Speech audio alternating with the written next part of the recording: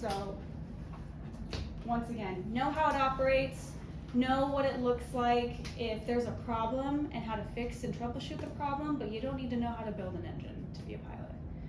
You just need to know enough to keep yourself alive if something were to happen.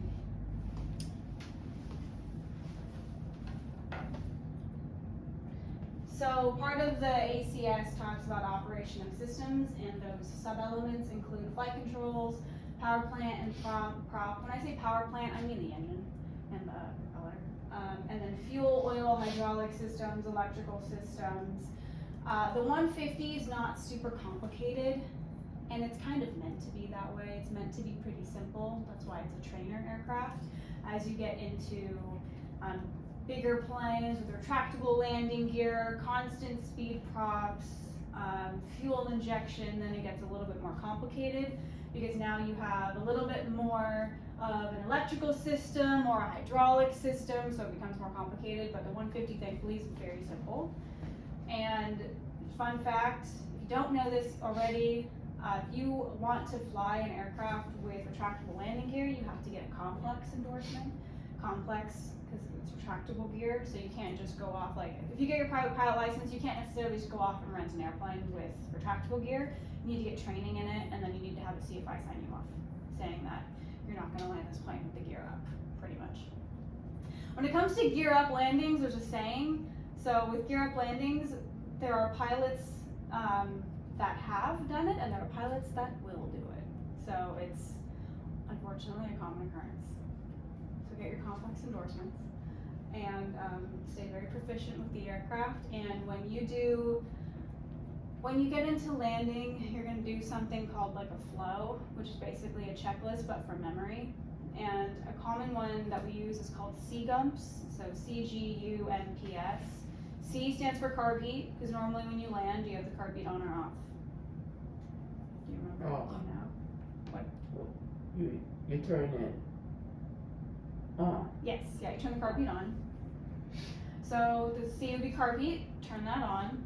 Gas, make sure the fuel is on. If it wasn't on, you probably would have known by now, but just check it. And we kind of use that because if you fly the Piper, for example, in terms of checking the gas, we're saying put the fuel on the fullest tank, because we go from left to right tank. We switch tanks. We don't just operate on or off or on both. We're usually on one tank at a time. We usually do a timer for like 30-45 minutes. Then we switch tanks every 30-45 minutes. If you're landing, put the fuel in the fullest tank. So that's kind of where the gas comes in. Otherwise, 150, just make sure the fuel is on, which if it wasn't on, you'd have a bigger problem. And then the U is undercarriage. Our gear is always down. It has no other choice. However, if you're gonna go fly retractable gear, it's a nice reminder to put the gear down. So you do these flows and these checklists the same no matter what airplane you're in. Carb heat is on, gas, only option is on, but in a Piper it might not be. Undercarriage is down, it's always down. However, I might be flying another aircraft with retractable gear, so you're just keeping the habit. No matter what plane you're flying in, if you keep those habits, then you're gonna be less likely to run into a situation. M is mixture best power, usually was what we say for landing. Typically landing, you put the mixture full rich, which I just mean you push the mixture knob all the way in. And then P is power / propeller. Power, make sure the power setting's right on it. If you're on a constant speed prop, propeller, the blue knob would go full forward. And again, we're not constant speed prop, we don't have a blue knob. We're called a fixed pitch prop, so we cannot change the angle of the blades. If you had a blue lever for a constant speed prop, you can change the pitch of the propeller for whatever phase of flight you're in. So it's a lot more efficient. We don't have that. But again, if you have the habit already instilled in you to check the propeller, then when you go and fly a constant speed prop, you've already got the habit. And then S is seatbelts and switches. So seatbelts, make sure the seatbelts are on. Switches, make sure the landing light's on, all the necessary lights as required. If you're landing in the Piper, you turn the fuel pump on. So the difference between the Cessna and the Piper is the Piper has a fuel pump because in the Cessna 150, we have high wings and the fuel tanks are in the wings. So our fuel system is gravity fed. Just because of gravity, the fuel is able to flow. That's simple. It's supposed to be. And the Piper has a fuel pump because the wings are lower than the engine. So it needs an electrical driven fuel pump to literally pump the fuel into the engine. So usually you land in the Piper with the fuel pump on to mitigate any risk of there being an engine failure during landing. And takeoff, same thing. Takeoff, landing, you have the fuel pump on in the Piper. And again, we don't worry about the fuel pump in the Cessna, but you have to have it, so you might as well just say it out loud. The fuel pump, don't have that. Propeller, it's where it is, but the power setting is where I want it to be, for example. And then the switches, all the lights are on, seatbelts are on, no fuel pump, we're good. So that's kind of that's the flow that you'd go through on landing, on an approach to landing. And as you start doing it more, it gets faster. It'll be like car repeat, not yet, gas is on, undercarriage, always down, mixtures, full forward, power settings where I want it, no propeller, seatbelts are on, switches, no fuel pump, but the lights are on. Okay, we're good to go. So flight controls, you have primary and secondary. Primary is your aileron, your elevator, your rudder. Secondary flight controls are your flaps and your trim tab. So primary, that's how we control the aircraft. It behaves and manipulates the airflow around it by depending on the input that we give it. Secondary, flaps and trim, those are just added features that make our lives a little bit easier. The flaps help us slow down, help us get down for landing. They also give us more lift if we're doing a soft field takeoff. The trim tab just relieves flight control pressure, so we're not doing this constantly throughout flight. You know, you trim it, you kind of let go of the yoke, see what the nose does. You're trimming for an airspeed, you're not trimming for a pitch. I just want to make that clear. It seems like you're trimming for a pitch because it's making, you know, nose go up and down, but really it's trying to find an airspeed. So if you're at 2,400 RPM and you want to stay straight and level, look at your airspeed, it's probably around 80 miles per hour in the 150. You're trimming it for straight and level, but really you're trimming it for 80 miles per hour. Power plant propeller, so the type of engine is in the POH, which I will show you where. And we're operating what's called a normally aspirated engine. So normally aspirated and turboprop are two different types of engines. Turboprop is turbine, like a jet engine. So you'll see a turboprop airplane like a Pilatus, for example. It's a single engine, has a propeller, but it's a jet engine. That just happens to power a propeller. It takes jet fuel, doesn't take avgas. What happens with a turbine engine versus normally aspirated, turbo engines create their own internal pressure.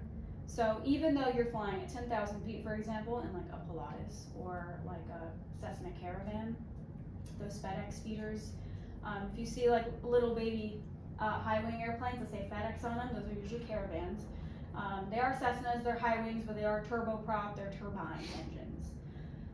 So you can operate those at 10,000 feet and the engine will still operate and run as if it were at sea level. So you have excellent performance even in high density altitude, high elevation airports. We are not turbo, we are normally aspirated, which just means that we don't create our own internal pressure. The engine is affected by altitude and elevation. So it's going to act accordingly. If you're at 10,000, it's going to act like it's at 10,000. So the performance will decrease, it's not turbo. So we're normally aspirated, and we're also known as a reciprocating engine because we are driven by pistons. So pistons are like these little knobs, and you have a cylinder, which is like the casing around them, and I'll show you a picture later of a cylinder. Cylinder is like the casing and like the chamber where there's a piston that moves up and down. That's the reciprocating. So you have usually, most trainers you'll fly are 4-cylinder, like the Cessna's a 4-cylinder. Sometimes you'll get into 6-cylinder, like 172s, for example. Definitely 182s. So, you know, it's like with cars, more cylinders, more power, more horsepower. But we just have 4.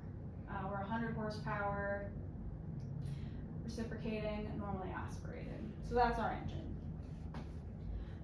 Fuel, oil, hydraulic, we have a fuel system, it's gravity fed. We do have an oil system, but it's really, oil in the engine is used for lubricating, it's used for cooling down the engine, and it's used for cleaning the engine. That's why we need oil changes, again, just like your car. Oil keeps the engine clean, that's why you have to change it every so often, because it gets really black and gunky, and just because it's carrying all the debris away from the engine so the engine can operate. It also lubricates everything in the engine so you have less wear and tear, and then it provides cooling for the engine, because those engines are running hot. They're running like 1400 degrees Fahrenheit on average, so oil helps cool it down. And then hydraulic, we don't really have much of a hydraulic system. The brakes, that's about it.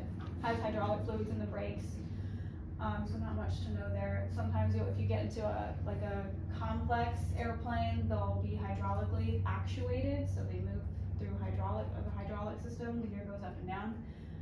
Ours is very simple. As I've said, it's meant to be that way. And then electrical system,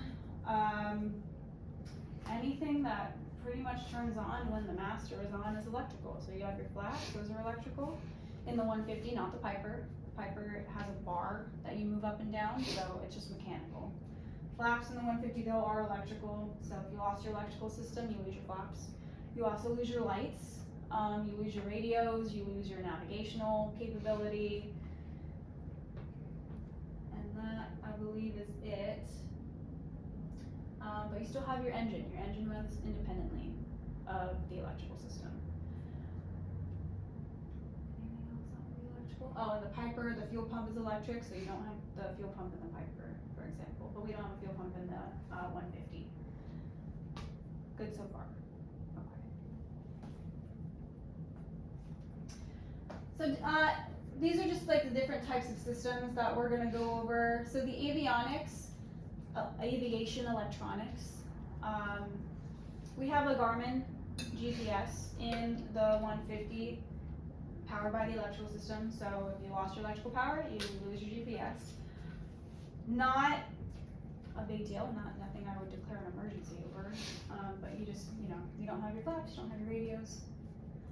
Pitot-static system, that powers your airspeed indicator, your altimeter, and your vertical speed indicator.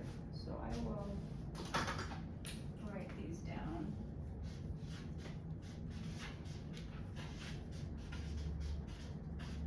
So pitot-static, you have your airspeed indicator, altimeter, and your VSI. So all the needles, everything with the needle is pitot-static.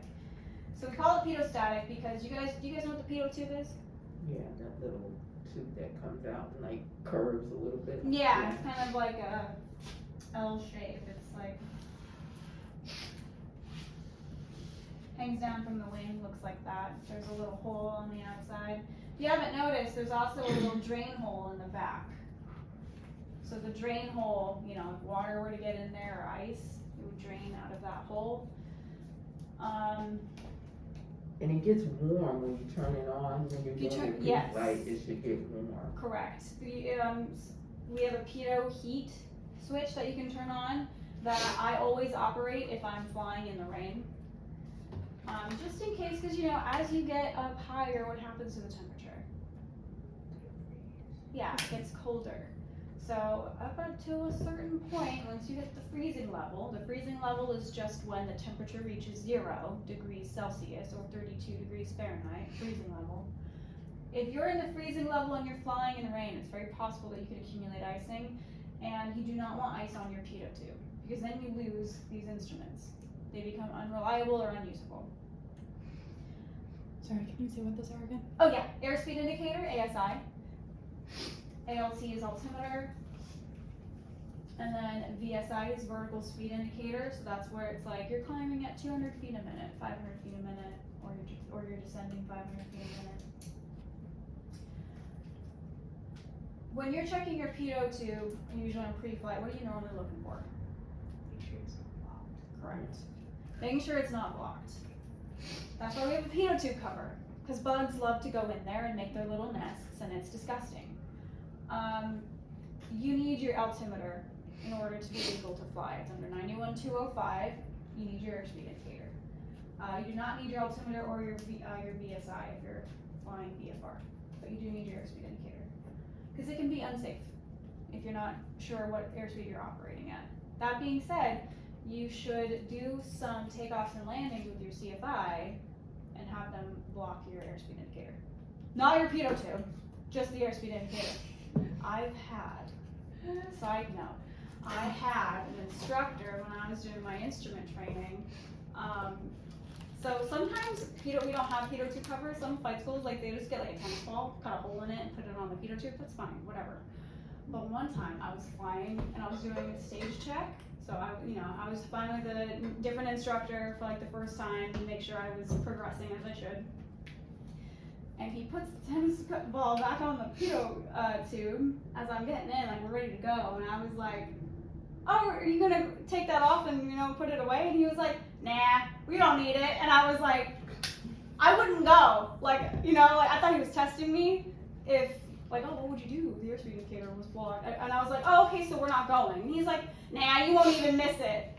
And I was like, oh, I'm gonna miss it. So don't do that, sounds safe. Yeah, I just flight school about that. I was like, I don't think that's right. And they're like, oh, that's just, I'm not gonna say his name. It's like, oh, that's just so and so, and he's just making you a better pilot. And I was like, oh my god, okay.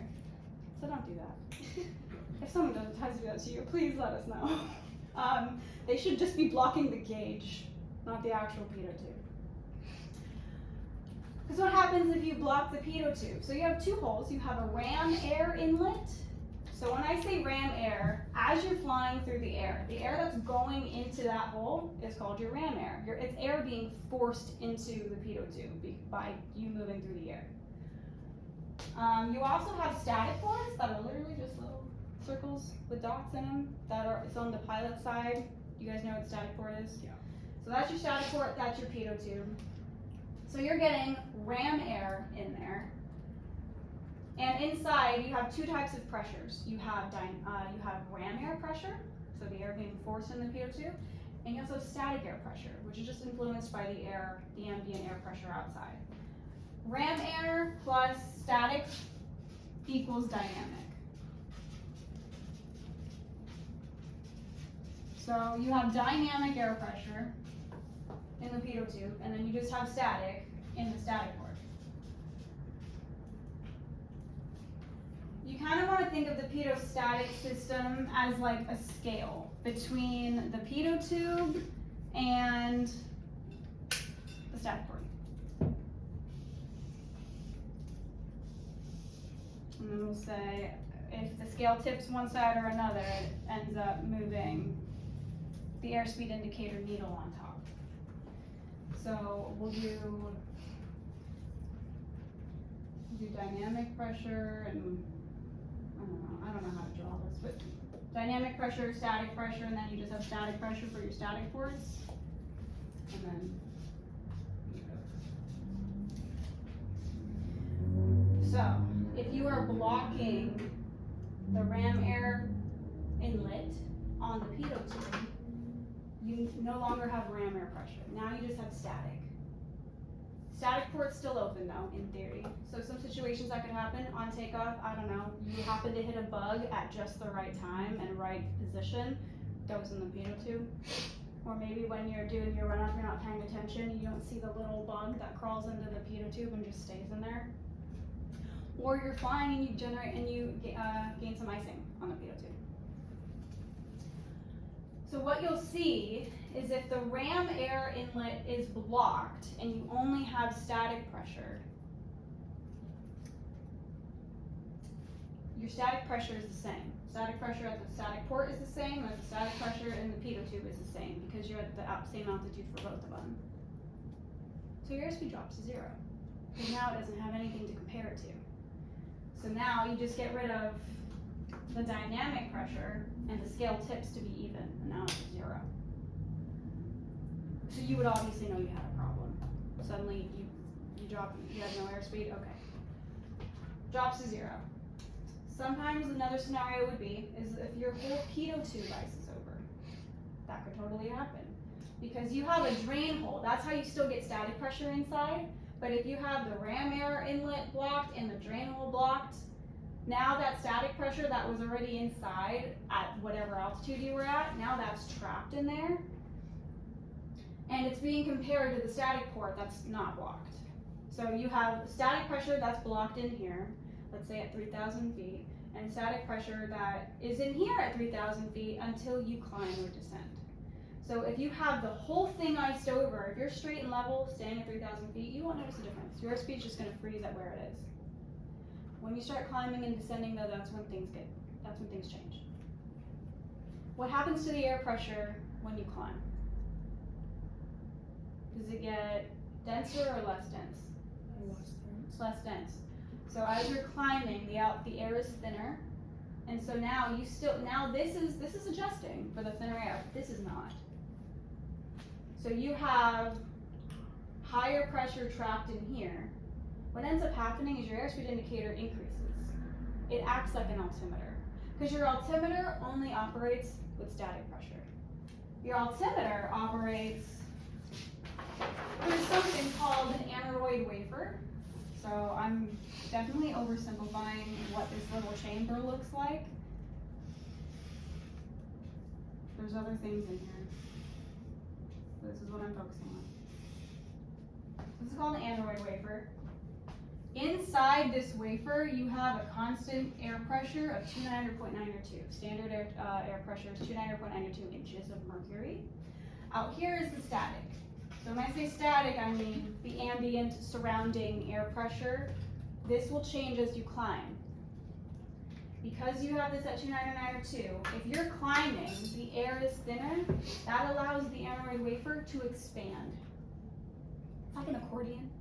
So it expands like an accordion because now you have lower pressure as you climb. And as it expands, it moves the needle of the altimeter to indicate that you're climbing.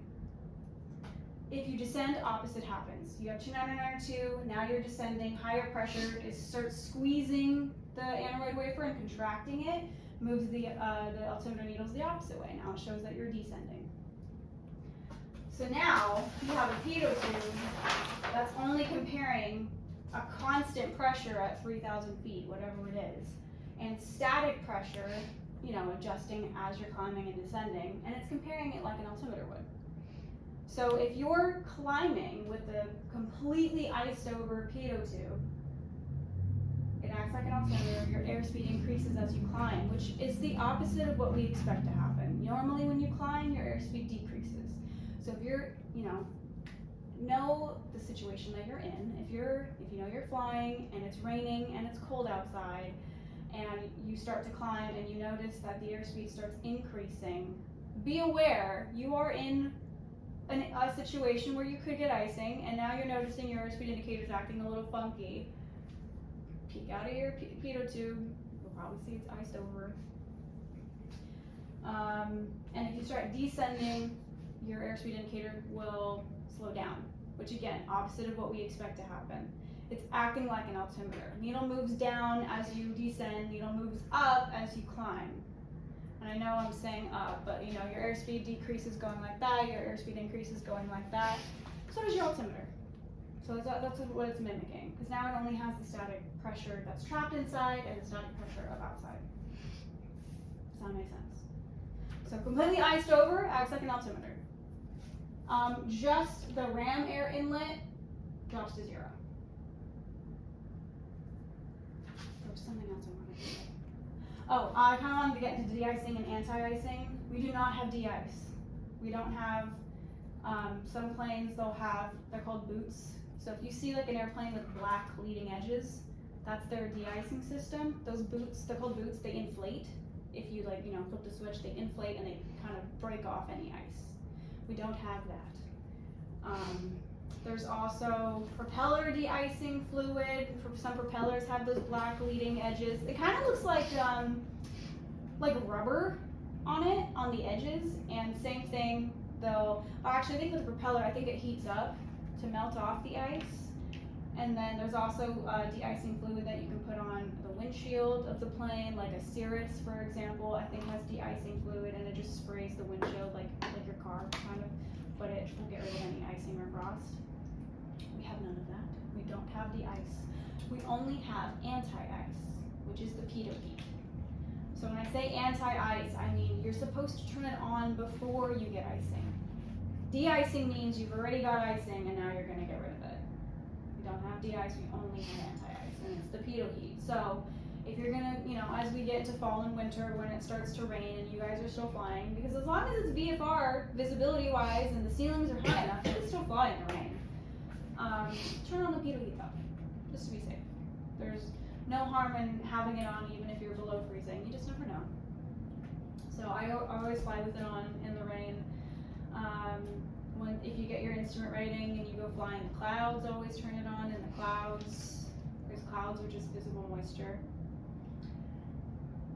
So do we have de-icing in the 150? No, we do not. There are some aircraft that are, they're called FICI, they're called FICI certified, flight into known icing certified. I'm not going to get into what known icing means because the FAA still can't give us a clear answer on what it means. There's a lot of letters that are, they argue with each other, like one lawyer is saying this, the other lawyer is saying that. Known icing just means, oh, you look outside and you can see that there's ice accumulating. Okay, that helps nobody. Like nobody on the ground who's trying to pre-flight, you can't know that you're going to known icing unless you're actually already there. So that was a problem. So they're trying to take that definition back and go with something else that makes more sense. Questions? Isn't it on one of the checklists if that happens you're supposed to turn the heat on? Are you talking about icing? If you think that it is iced over or blocked? Yeah, you still, turn it on if you don't have it on and you suspect that there's icing. You can see it on the pitot tube pretty clearly. I would still turn it on. It's the whole idea behind it though, and maybe just for the lawyers, it's like, oh, well, it is an anti-icing equipment, so you should have had it on before. And it's like, okay, well, that's just how it happened, isn't it? Mm-hmm. So yeah, turn it on if you're experiencing ice, because it'll at least help. And there are different levels of icing. So there's trace ice. Trace ice is it's ice that does not accumulate faster than the pitot heat can melt it off. So trace ice, you'll be fine. Light ice, the accumulation rate is just a little bit faster than what the pitot heat can handle, but it'll still help, and it'll give you more time to get out of the icing situation. Usually if you descend, that will help with the icing. Mm-hmm. If you have moderate icing, the accumulation rate's definitely faster than what the pitot heat could handle. That's when I would start, probably declare an emergency, get down, get out of the situation. And then you have extreme and then severe icing, which I hope you never put yourself in that situation. But that's also definitely an emergency and possible loss of control of the aircraft. Another important thing I want to mention is if you ever fly into icing conditions, do not deploy flaps. If you accumulate ice and you turn back around, let's say you make it back to McClellan, don't deploy flaps. Because what could happen is you could have ice on the tail on your elevator, and if you have ice, it changes the shape of the wing. So now aerodynamically, you don't know what to expect from the wing. Same thing with the elevator, the horizontal stabilizer. If you deploy flaps, now you're changing the angle at which the air from over the wing hits the tail. You could cause a tail stall, which are very tricky to recover from, especially at a low altitude. So if you accumulate ice in flight, land as soon as practicable is how they say it, but don't use flaps. So you're doing a no flap landing, go find a long runway. Did you have a question? It was a second question. Oh, okay. Yeah, so turn it on, don't use flaps. Just also leading into that, you're saying lawyer, so if there was a condition like that it had already developed and then it affects the aircraft or whatever, you're liable. Is that why you're saying it that way? Because you should have already had it on? Yeah, they're trying to, I think it's more of the manufacturer and maybe, I don't know, their legal team or something. Okay. The manufacturer's covering their own butt about it, saying well, this plane doesn't have de-ice equipment, so you put yourself in that situation. It's anti-ice only, and it's not required to be able to burn off a certain amount of ice. But isn't it even at 70 degrees and a certain humidity that you can get ice at? So I mean, that's more of the carburetor all the time. Yeah, I know, but yeah, not really the pitot tube, no, but definitely the carburetor. Yeah, so we'll get into the carburetor too. I will get into the vacuum system, but I'm gonna jump ahead to cabin heat and air because that's easier. It's very simple. The cabin heat, you know, you got two knobs. One is the cabin heat, one's the cabin air. All the cabin air is doing is it's opening a vent near your feet, and it's taking air from outside, venting it to your feet. That's it. We don't have air conditioner or anything. Cabin heat is taking air from around the engine because it's really hot air, and then filtering it into the cabin. So when you turn the cabin heat on when it's cold, you're actually getting filtered air from around the engine, vented into the cabin. So the danger behind cabin heat is if you have a crack in the exhaust system or the exhaust pipe, because then you can get carbon monoxide poisoning from the engine. So that's why checking the exhaust system's on the checklist, especially when we start flying in colder weather and you start thinking about turning on the cabin heat. Make sure that there's no cracks or crevices in the exhaust system, because if there are, you know, I would say probably not fly.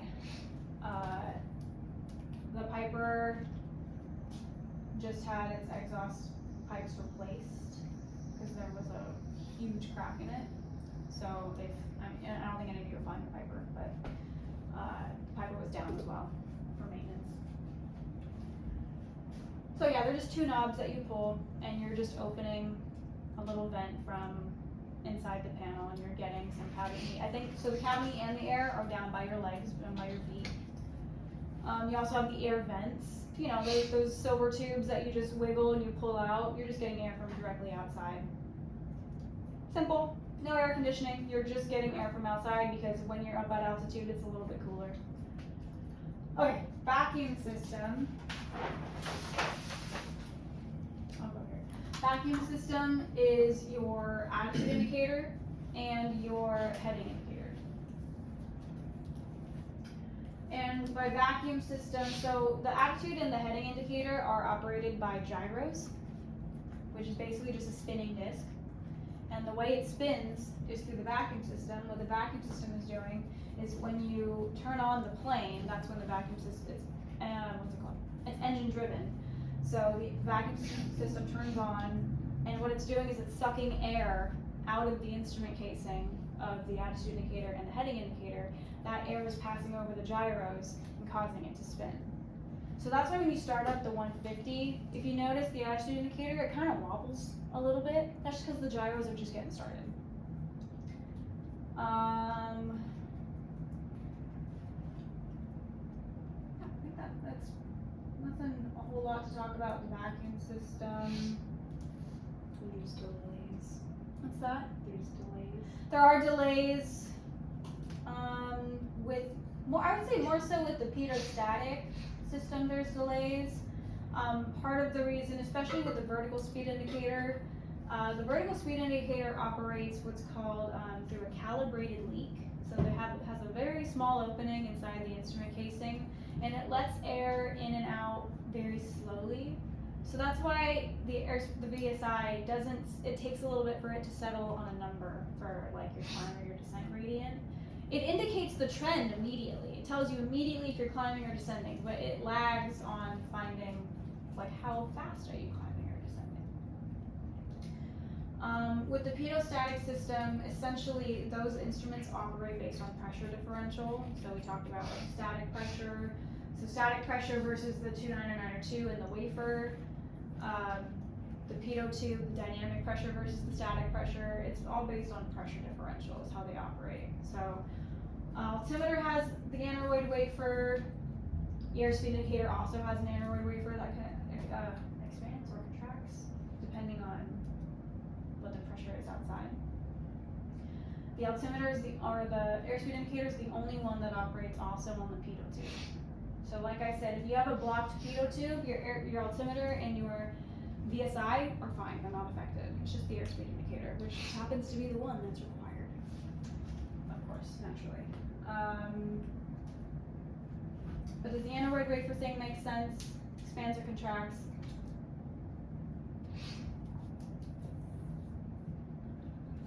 I think that's all I wanted to say about that.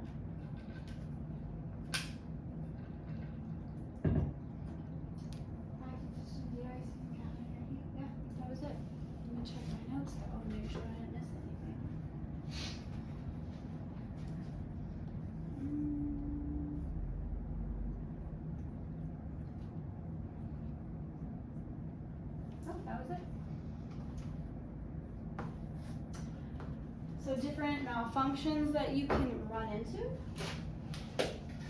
So engine failures include fuel exhaustion, fuel starvation, carburetor icing, aka carb icing, bad magnetos, or contaminated / improper fuel. So when I say fuel exhaustion is when there's still fuel in the plane somewhere, but the engine is not getting it. This could happen in the Piper, for example, if you forget to switch tanks. There's still fuel in the other tank, but you forgot to switch. And so the engine quit because it's like, well, there's still fuel somewhere, but I'm not getting it. Fuel starvation is when you literally run out of fuel. So poor pre-flight planning happens a lot, unfortunately. That's one of the most common causes of engine failures is just fuel starvation or exhaustion, which just comes from improper flight planning, improper flight training. There was a flight school, one of the flight schools out of Auburn, I won't say who, they had a student that did an off-field landing a few years ago, like 8 to 10 years ago. They did an off-airport landing because the student had been training in a Cessna, which in a 172, so in the 150 you have fuel on or off. In the 172 you can do left wing, right wing, or both. And for the most part we just operate on both because it draws fuel pretty evenly from both tanks. So she had been flying the 172, not used to having to switch tanks, and they put her in a Piper. She had only one flight in the Piper, and then they let her solo cross country in the Piper. No one ever taught her that you have to switch tanks in a Piper. So I wouldn't say it was the student's fault. I would say whoever was her flight instructor, that was their fault. So she made an off-airport landing due to fuel exhaustion because she ran out of fuel on the tank she was on, but she had fuel in the other tank. She was fine, plane was not. But you know, what matters is that she was fine. Carburetor icing, so I'll kind of I have a picture of a carburetor that's a lot more simplistic, that'll kind of explain it, but basically you have in the carburetor, that's where the fuel and air is mixed, and we are a carbureted engine, because you have carbureted and you have fuel injected. I won't get too much into fuel injection because you're not flying that kind of plane. You're flying a carbureted engine, so we have a carburetor, and basically that means that the fuel-air mixture is mixed in the carburetor. If it was fuel injected, the fuel and air mixture is injected directly into the cylinders. We don't have that, so ours is a little bit more simple. And inside the carburetor, there's kind of like this tube that is shaped, I don't know how to describe it, but it's shaped like this. So think about Bernoulli's principle, right? So if you're looking at a stream of water and you have two rocks that are close together, what does the water do typically? Does it speed up or slow down? Same thing here, same concept. Fuel air mixture speeds up in this little narrow tube. This is called a venturi. I'll write it.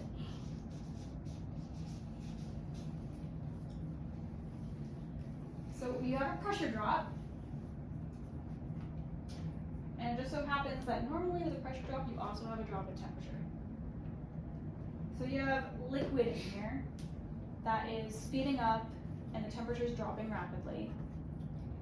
And like you were mentioning earlier, the temperature could drop up to 70 degrees Fahrenheit with the fuel air mixture. So if you're flying even in 90-degree weather, if the air is humid enough, if the air is humid enough, naturally the engine's taking in some water from the humidity, because the air is just, the engine's sucking in water, sucking in air through that air filter that's on the very front of the plane, the nose or for the propeller, that's where the air goes in for the engine.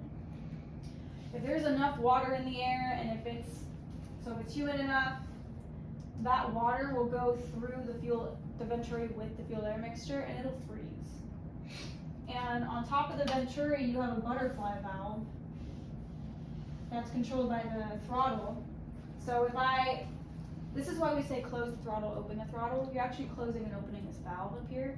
So if I do full throttle, full forward, I'm opening the valve. So the valve would look like that. So it's letting in as much fuel air mixture as possible. If I close it, I'm covering it. So when I close the throttle, I'm pulling it out. I'm reducing power. I'm letting less fuel air mixture into the engine.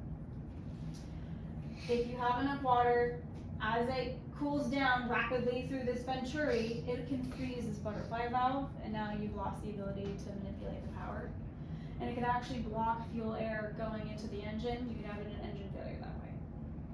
So that's why when we're landing the plane, we turn the carb heat on.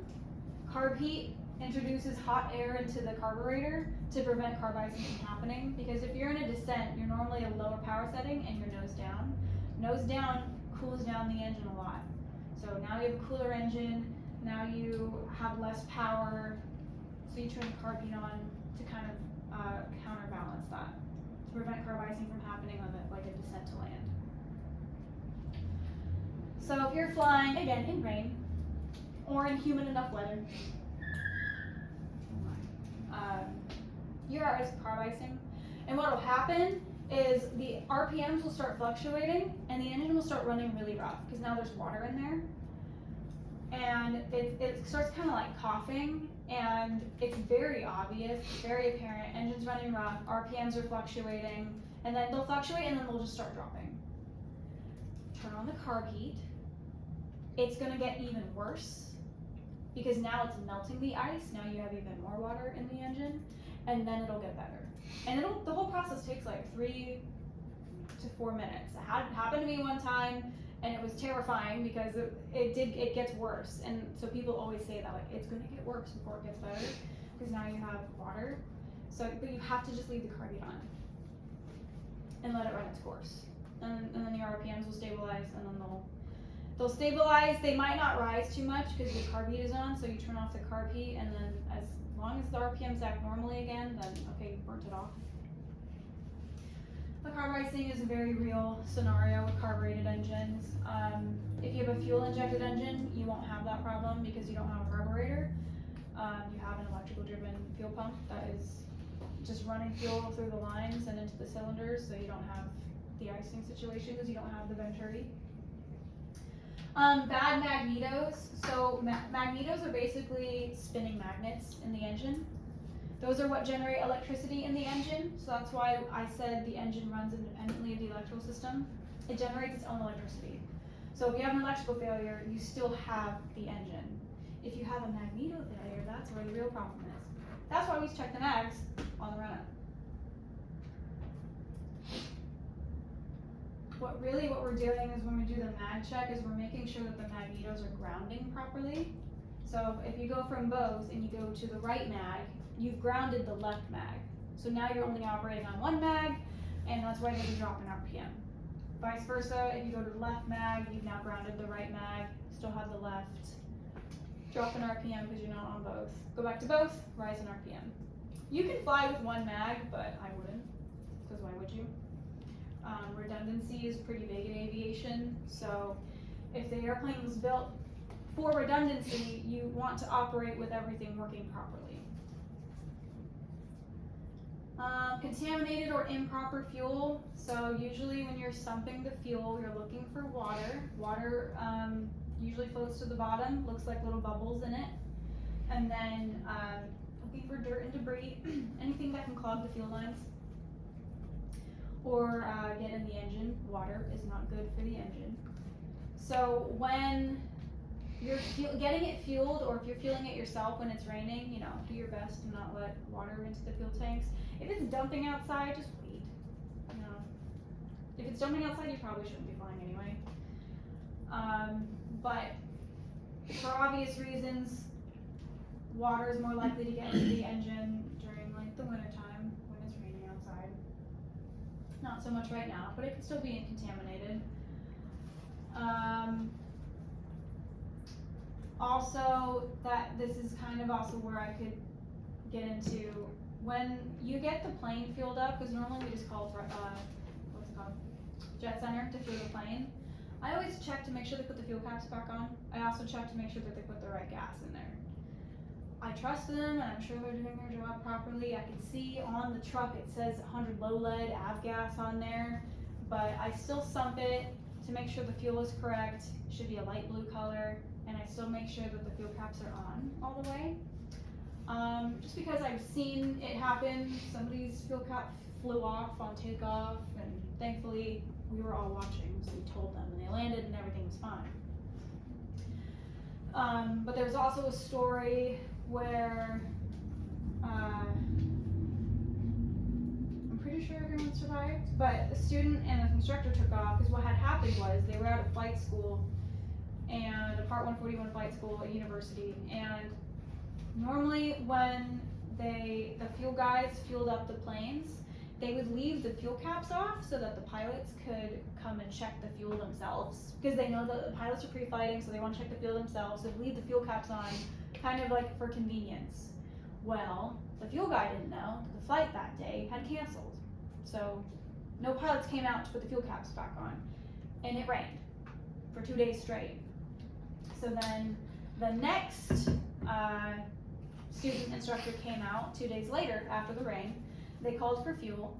Fuel guy goes up to the plane, sees that the caps are off, and is like, oh, somebody must have already fueled them. Okay, they left. The instructor sees the fuel truck leave, assumes the fuel truck, oh, he must have just filled this up.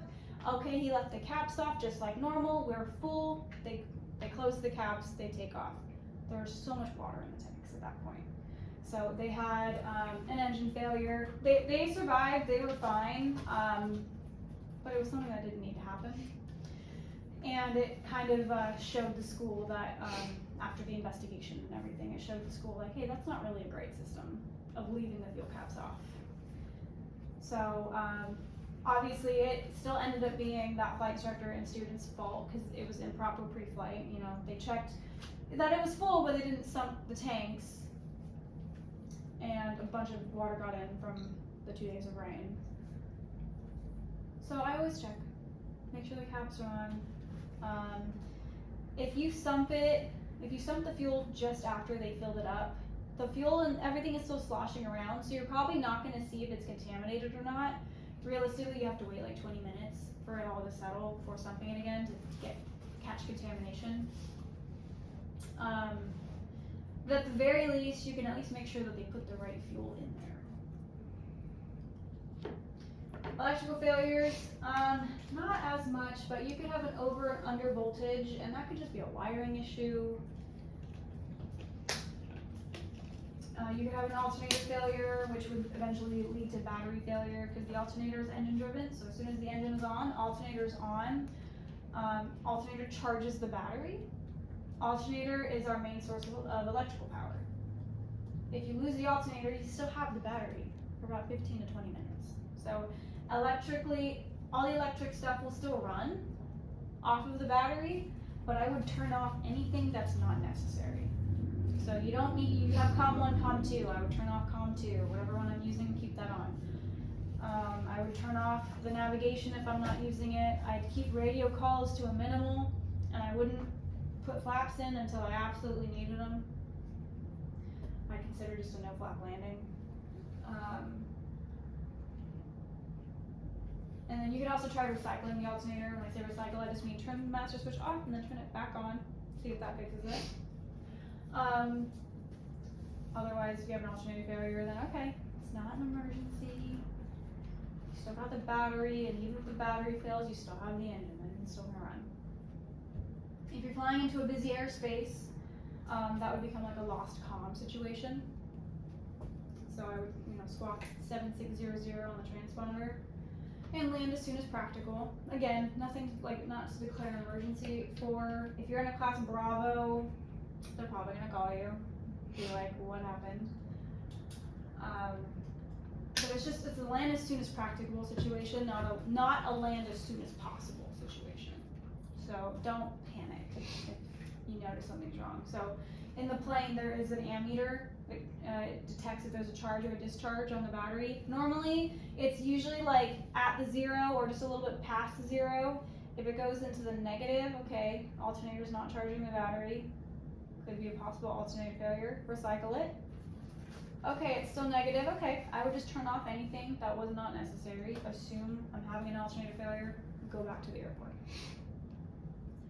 We also have circuit breakers and fuses. I think we only have one circuit breaker for the GPS, everything else is a fuse. The purpose of those is to protect the electrical component it's connected to from an overvoltage. So you think of them kind of as like little baby fire alarms. If something's getting overcharged, like an overvoltage, it gets really hot, and those are set to break or to pop out at a certain temperature, at a certain voltage. And what it does is it disconnects that from the system so that you don't have an electrical fire. So with circuit breakers in newer airplanes, they're called push to reset. You can reset the circuit breaker one time. If it pops out, okay, you can push it back in to try to reset it. If it pops out again, leave it alone. And you just don't have that thing anymore, whether it's like flaps or a light or something. If you have fuses, I would not attempt to replace those in flight because I don't know how. So I wouldn't even try to do that. And also, I don't remember what I read, but I read something where someone was saying don't attempt to replace a fuse with the electrical system on, with the master system on. You want it off if you're going to do that, and that's just too much to handle when you're trying to fly. So if a fuse pops out, leave it alone. Land as soon as practical. You don't have whatever that fuse covered now, and you squawk it, you let Jamie know, maintenance know. That's an electrical issue. I don't mess with electrical issues. Most mechanics don't mess with electrical issues, and they take them to an avionics shop because they specialize in that kind of stuff. Grounding issues, you could just have a wire that's not grounding properly. So sometimes what happens is people will turn off the master switch and they might leave like one of the light switches on. Normally that's fine. If you turn off the master switch, it usually grounds everything unless you have a grounding issue. Then that thing could be a light, could be a clock inside the plane, it's still running and it's draining the battery. And so then now the next person who comes to fly, the plane won't start because the battery is dead. So that's more of an issue that you would thankfully find on the ground before you even flew. But yeah, if the plane's not starting, it's probably a battery issue. You'll find that in the cold weather, you might have that problem. Batteries don't like the cold. So starting the 150 in the cold weather is a little bit harder just because the battery, I don't know the science behind it, but the batteries do not like to operate in super cold weather. So it takes them a little bit to warm up in order to start. So in the wintertime, it might take you a few tries to start the plane. Engine failure is an emergency. Electrical failure, not necessarily.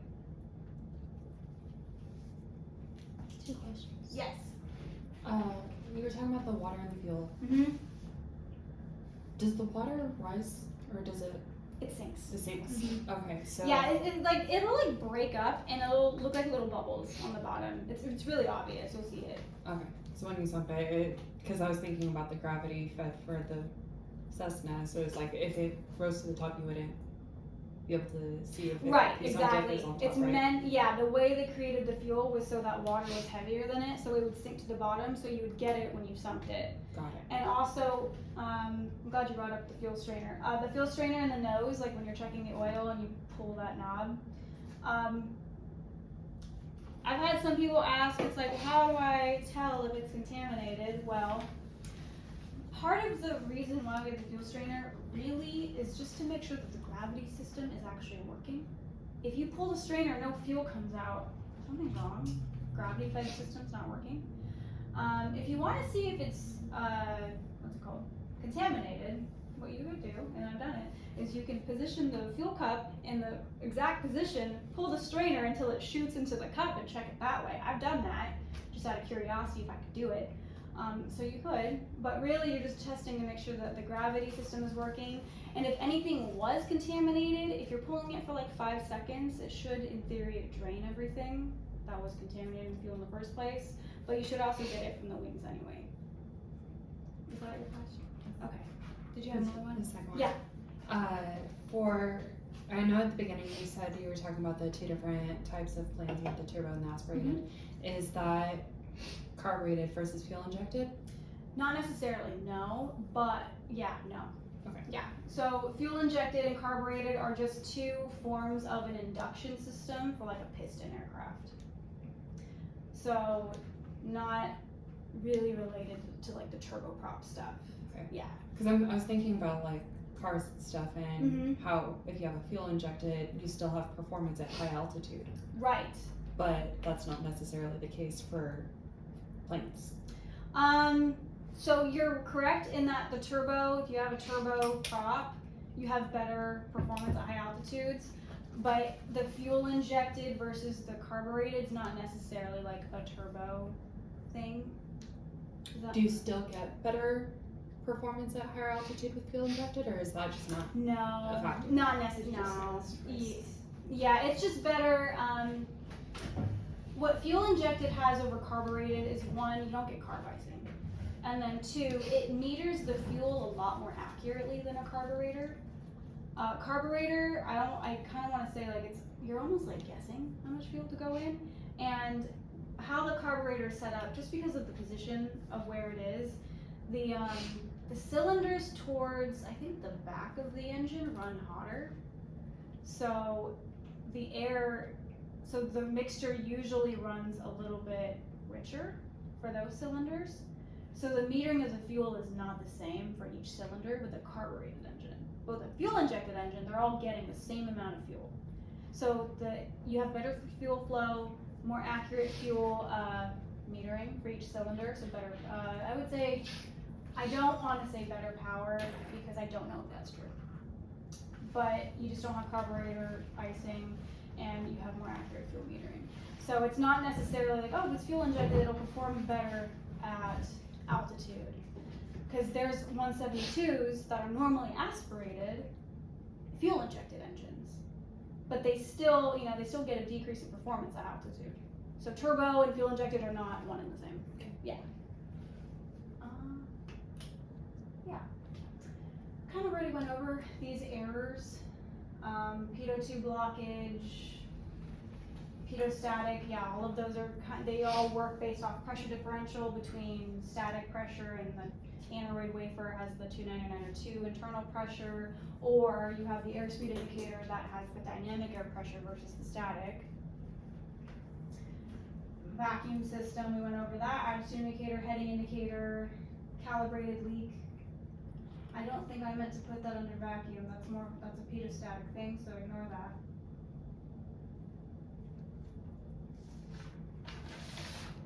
If you have a vacuum system failure, you will lose the attitude indicator and the heading indicator. You don't need those, so that's not really an emergency. You do need those if you're flying instrument flying though. That would become an emergency, especially if you were flying in the clouds. Your attitude indicator is like your little window to the outside world, and if you're flying in the clouds, that's the only thing that's telling you, hey, you're maintaining straight and level. You're not in a bank, you're not in a descent or a climb, you're doing good. If you don't have that, you have no reference to any sort of horizon if you're flying in clouds. So it's required for instrument, not for VFR, so not anything I would worry about. On the pre-flight, the checklist says, have you checked the vacuum system? The vacuum system's also measured in inches of mercury. Normally it's around 5 or 6 inches of mercury on the vacuum system. I do believe it's on the CFI side in the 150. But as long as the needle is around the 5, vacuum's operating properly. Usually what happens is if you have a vacuum system failure, the attitude indicator just like starts tumbling, and sometimes it'll just like drop almost, like the blue and the brown part just like starts sagging in the case, and then the heading indicator just will start spinning. So it's pretty obvious that you've lost both of them. I was wondering, so how much for flight is from like where your GPS is sending the information versus like what your instruments are reading? For flight is all GPS based. So would you still be able to get somewhat accurate information if Yeah. you like lost some of these? Yes, yeah, no, it's a good question. So with for flight, if you have the GPS, it gives you a GPS altitude, which from what I've seen when I've compared them, it's usually within 200 feet. I think last time I checked, the GPS was like 200 feet higher than what the altimeter was actually saying. Okay. But it's, it's something. Mhm. And so yeah, you get, I don't think it measures your indicated airspeed, but ForeFlight will measure your ground speed, so how fast you're moving across the ground. And ground speed is what you care about in terms of determining like when you're gonna get somewhere. Because if you're going from airport to airport, the airports are on the ground, so you care about your ground speed. How fast are you moving across the ground? They're not in the air, so like your airspeed doesn't tell you that. But it gives you ground speed, gives you altitude. I think it gives. I want to say it does like a pressure altitude reading for you as well. So you do get some information out of it. Okay. That would be helpful. And is that the same thing that someone in a tower would see, or they are getting like the GPS on the aircraft? Yeah, so they're getting your transponder altitude, which is ground based, and then they're also getting they are getting your ADS-B altitude, which is satellite based. So if you had an electrical failure in the 150, for example, the ADS-B is connected to the navigation lights, which you would lose if everything failed. So they would no longer get your ADS-B or your transponder. Okay. Yeah. But you could give them an estimate. Like, I have a GPS altitude reading of this, and kind of use that. If they hear you. Yeah, right? If they hear you, So, but at least you have the information, and if I have lost an altimeter before. I just went to an airport that had, what do I call it? Precision approach path indicators, PAPIs. So you have, McClellan has PAPIs. So,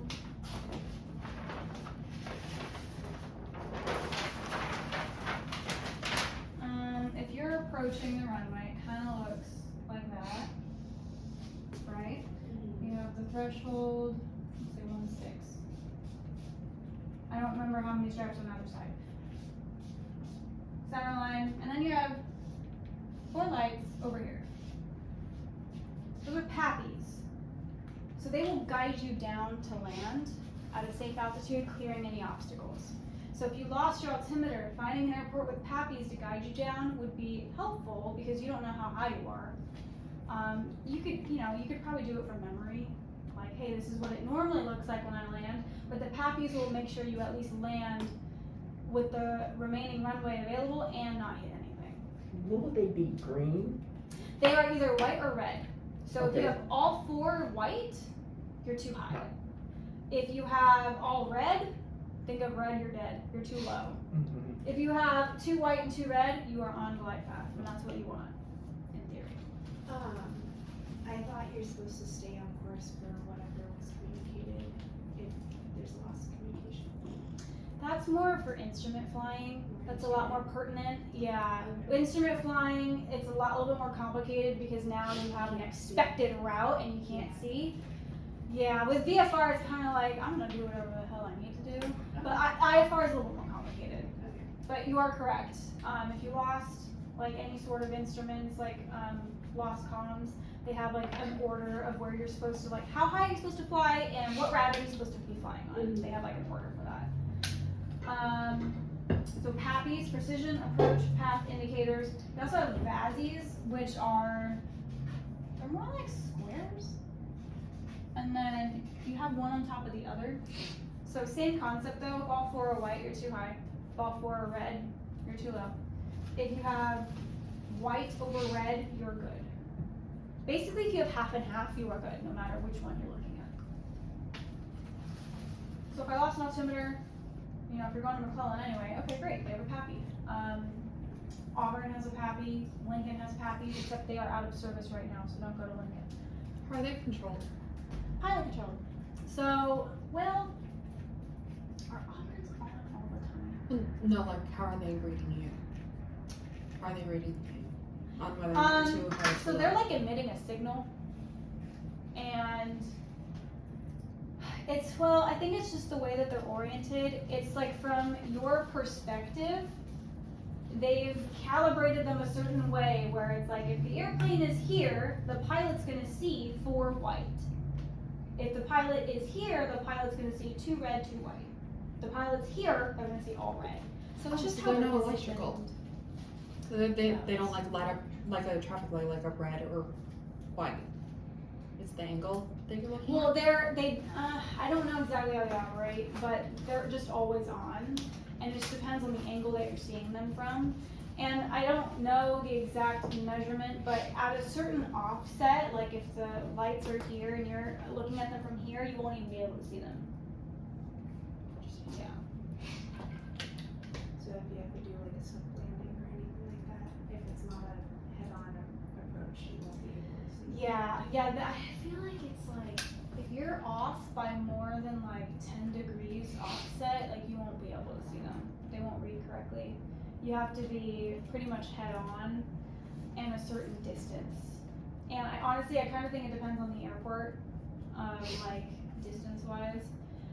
But in terms of like turning them on or off, sometimes they're pilot controlled. So like if you click, so I think at McClellan they're pilot controlled, so they're not always on. But if you click the push to talk button 7 times, they'll turn on. At Auburn, I do believe they're always on. Yeah, it just depends. And you can tell in the VFR sectional chart if they're pilot controlled or not. There will be like, where it says the airport name on the chart, somewhere in there, there'll be like an L with like a star. And that means pilot controlled lighting. Which usually means, okay, I gotta turn on the airport lights at night. If the PAPIs aren't on, maybe I can turn them on. And you're using the push to talk button.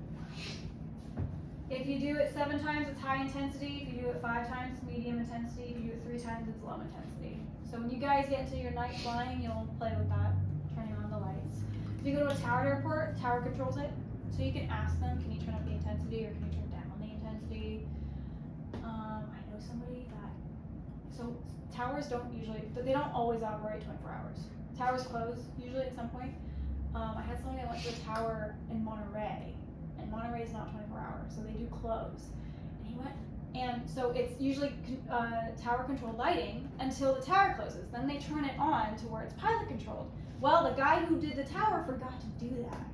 So he just turned off the lights and didn't turn on like the pilot controlled part. And the guy was flying and looking for Monterey, could not find it because it was dark outside and he couldn't, the lights weren't working. So he had to go somewhere else. But like, what are the odds? So yeah, stuff like that happens. Strongly worded voicemail. Yeah, literally. You're like, you don't believe the night I just had. You guys will be paying for my hotel. Yeah, so crazy. So this is kind of what we were just talking about, normally aspirated versus turbo. Normally aspirated, you got piston aircraft, carbureted or fuel injected, ours is carbureted. And when I say 4 strokes, I'm talking about the pistons. So the 4 strokes of the engine has to do with how the engine is running. You're gonna hear people say, how does it go? It's like, the very like crass way of naming the strokes is suck, squeeze, bang, blow. Yeah, I'm just warning you, you're gonna hear that. That's not like the right way of saying it. It's, you have the intake, compression, combustion, and exhaust. So these are the 4 strokes that a piston goes through when it's generating power. So you have a cylinder casing, and then you have a piston moving up and down. And then you have the fuel being injected into the cylinders. When the piston moves down, it creates a low pressure system, which, as we know from Bernoulli, if it's low pressure, it creates like a suction. So as the piston moves down, creates low pressure, it starts sucking fuel into the cylinder.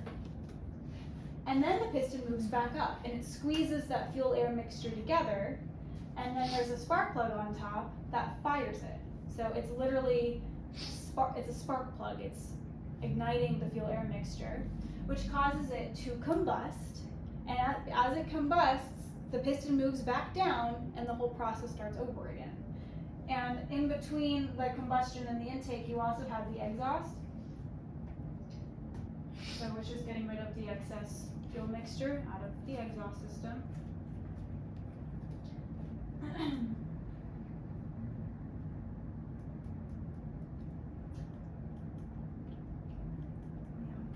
So, let me make sure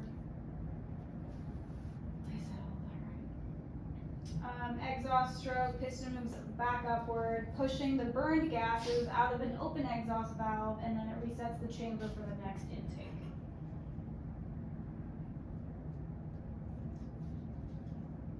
And I'm going to show you guys an engine in a few slides.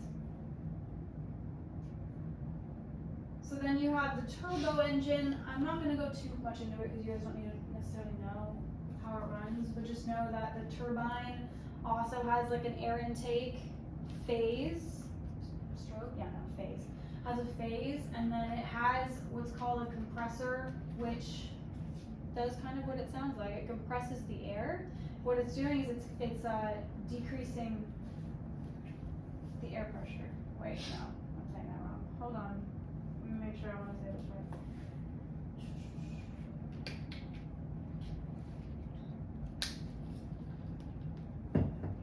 It compresses the air to increase the air pressure, and then it mixes with the fuel and ignites in a combustion chamber, creating a high-speed stream of exhaust gases.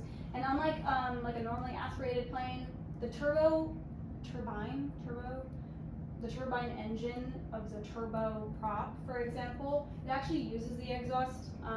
It's like reusing the air to go over the turbine like fans, because they're fans. They're not like pistons or anything in the engine.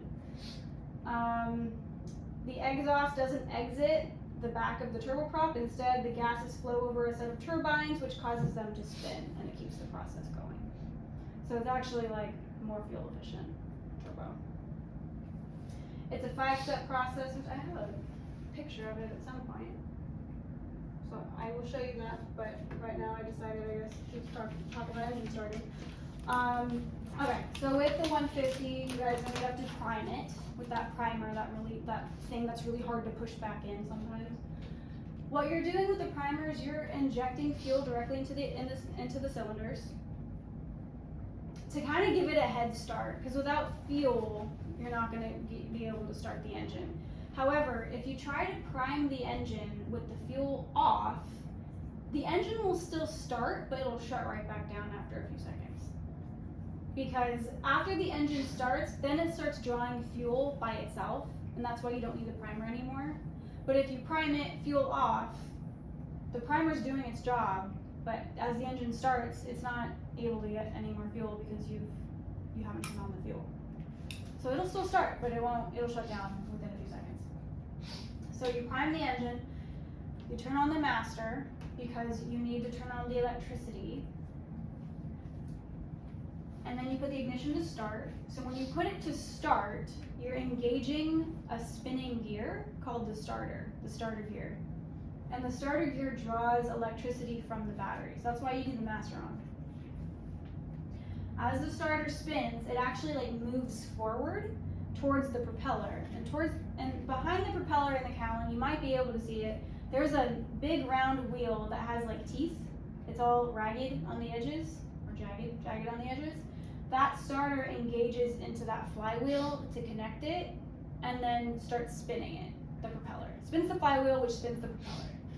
The propeller, so the starter engages the flywheel. The flywheel is connected to a crankshaft. It's shaped like, I'm using so much paper, I'll try not to do that.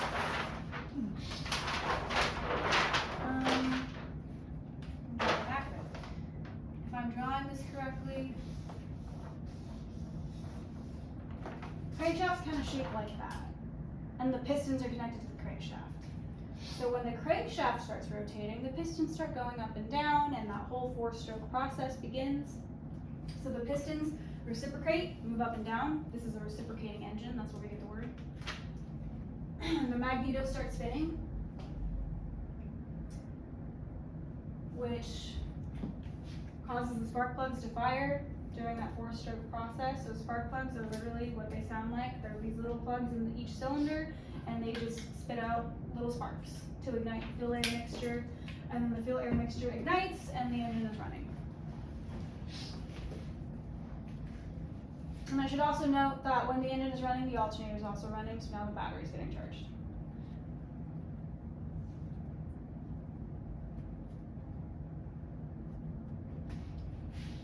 So that all makes sense.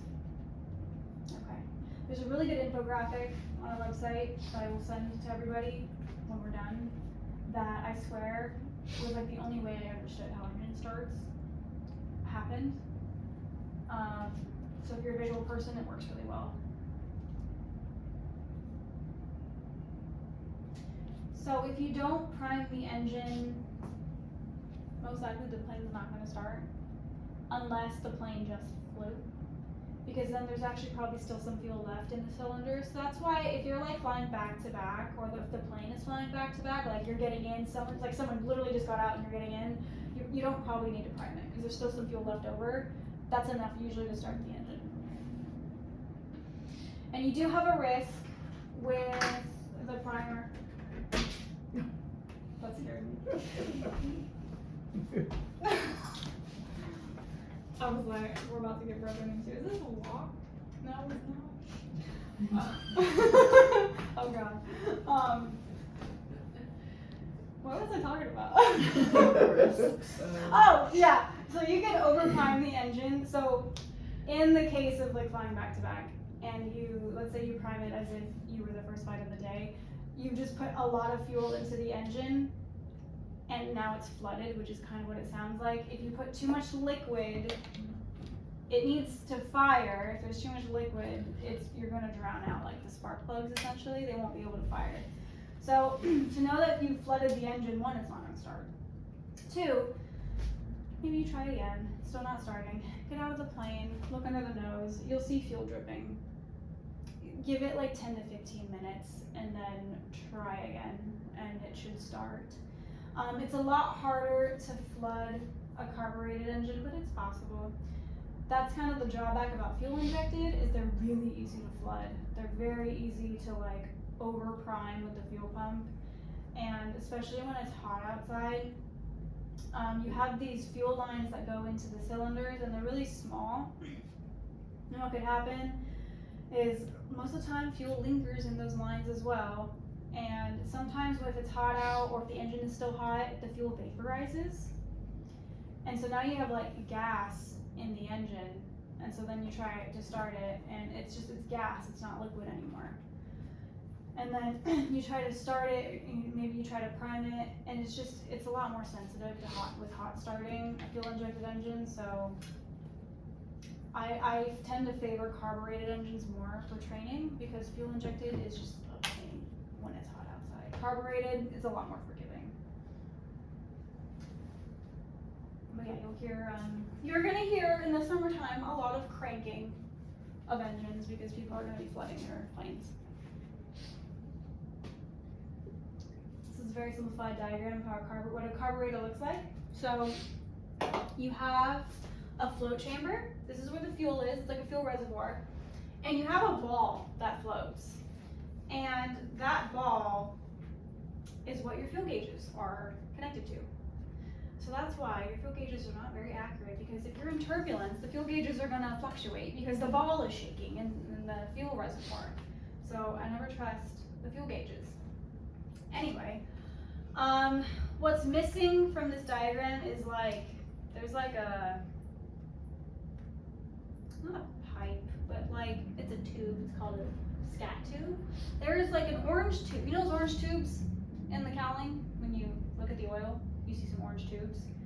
Usually air is flowing through those tubes. So you would have probably like a scat tube right here, an orange tube, and it's connected to the air intake, that square thing on the very front of the nose where air goes in. So that air is flowing through this tube, and this is called an updraft carburetor type, because it's literally an updraft of air flowing up into the carburetor. So you have air going in through here, And then you have a discharge nozzle that takes fuel from the chamber here. This is the throttle, that's the butterfly valve I was telling you that you can open and close with the throttle. This is like the fuel air mixture, for example. And then this is the mixture needle. So if you were to pull the needle out, or I'm sorry, if you were to pull the mixture knob out, that red knob, you're moving this needle and it's moving either up or down. And if you're pulling it out, you're leaning the mixture, so you're putting this needle down and closing this line. So now less fuel is able to get into the carburetor. Until eventually if you pull it all the way out, then it completely shuts off that tube, the engine quits, because now you have no fuel in the fuel air mixture. So this is why we have to lean the mixture when you go up higher, or when it's hotter outside, because you have the air intake, which is taking air from outside. If it's hot air, it's less dense, so you have less air for a given volume. But if you have too much fuel going in, if this is all the way open and you have less dense air, you could possibly have an engine failure because the mixture is too rich. Because now the spark plugs can't ignite the mixture, it's too wet. So that's why you adjust the mixture if it's hot outside. So normally the rule of thumb is if you're above 3,000 feet, that's when you start leaning. That's 3,000 feet of density altitude, which I don't know if I've ever seen it get quite so high at McClellan. But if you're taking that out of somewhere like Auburn, like the density altitude the other day was like 4,000 feet. So we were on the ground at Auburn, but the plane felt like it was at 4,000 feet. So you actually had to lean the mixture for takeoff, which is not like typical, but it's good practice to, so what I would do, like at Auburn for example, is I would taxi onto the runway, I would have my feet on the brakes and I put the throttle at full power, but the plane's not going, so I have my brakes on. I put the throttle at full power and I would slowly lean the mixture until I see the RPMs increase just a little bit. Now I've leaned for best power at full power, that's my takeoff setting. So that's what I would do out of Auburn. Out of McClellan, I don't think it gets quite so high. I think the highest I've seen is like 2,700 feet. What is it today? So anything with density altitude above 3,000 or elevation above 3,000, yeah, start leaning it. And just talk to your CFI about it. You know, don't try to do it by yourself because it's kind of a fine-tuning skill that you just learn eventually as you do it more. Does this make sense? There's that venturi I was talking about. That's where the pressure decreases, temperature decreases. That's where you get icing. You can ice the throttle or the butterfly valve. So as you're moving the throttle knob and the mixture knob, you're actually moving something in the engine. You're moving a valve. You're opening and closing a valve, or you're opening and closing this this tube right here with the needle.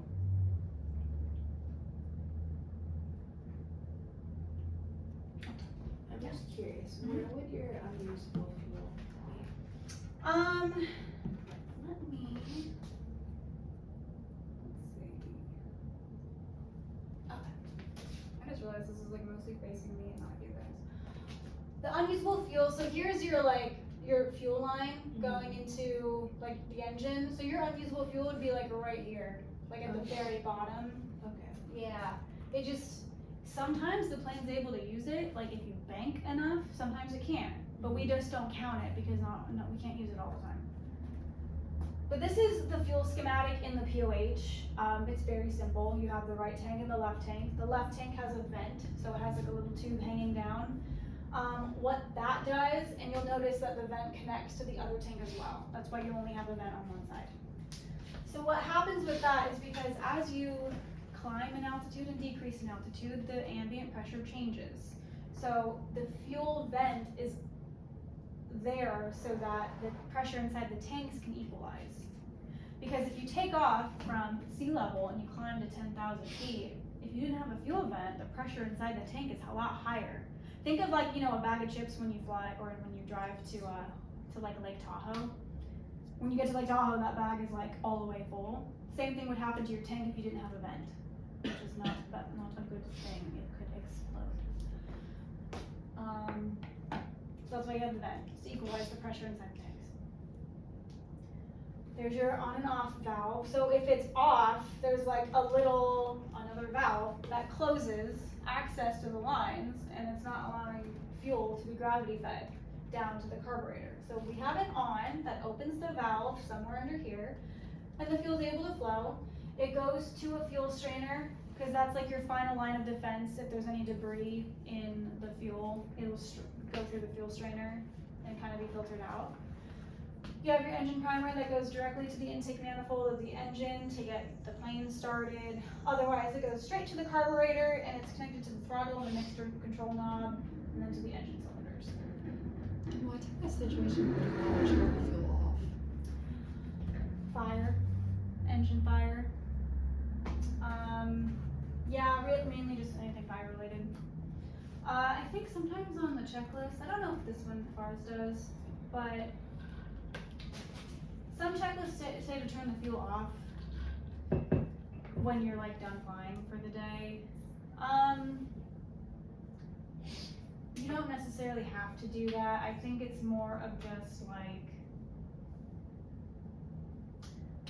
I think part of it is like if it rains and the fuel is off, that way it won't get all the way down to like where the engine is. So in the summertime, I don't worry about it too much. You can leave the fuel on, it's not a big deal.